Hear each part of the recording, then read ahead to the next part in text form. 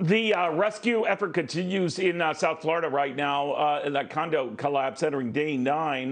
The latest numbers are, it's tough to get a hold of hand of and just comprehend. 20 now dead and 128 as yet unaccounted for. They're also battling weather because there's a big old hurricane not too far off in the Atlantic. The Lieutenant Governor of Florida with us now, Jeanette Nunez. Governor, thank you for taking the time. How are things looking there?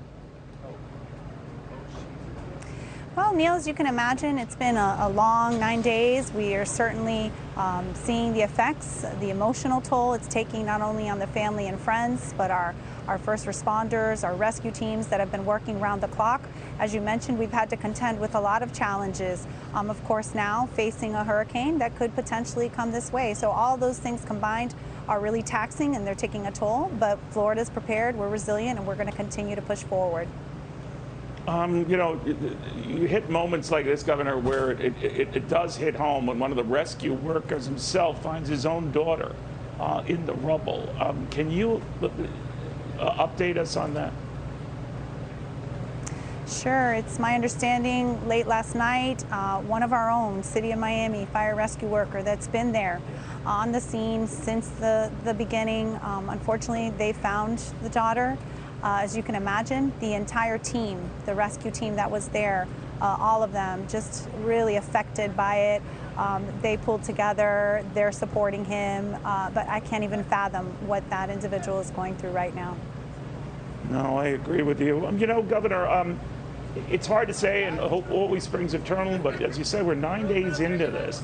Have there been any indications of any noise, signs of anything under that rubble that would have you believe there are people alive under it?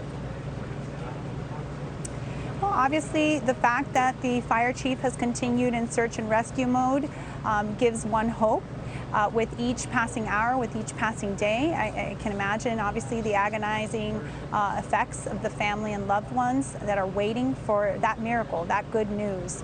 Obviously, we want to continue with search and rescue, but there will come a point in the next couple of days, we don't have a time frame where the hopes will begin to diminish. But at this point, they're still in search and rescue mode, and until which point the fire chief deems, based on what he's seeing, they have all sorts of technology, they've got cameras, they're looking for voids, which would be the normal place for them to detect survivors.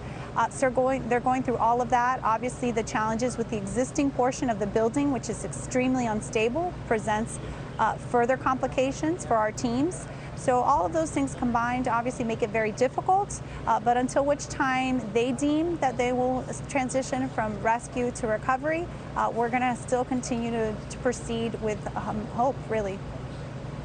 Governor, thank you very much. Jeanette Nunez, the Lieutenant Governor Thank you. of Florida.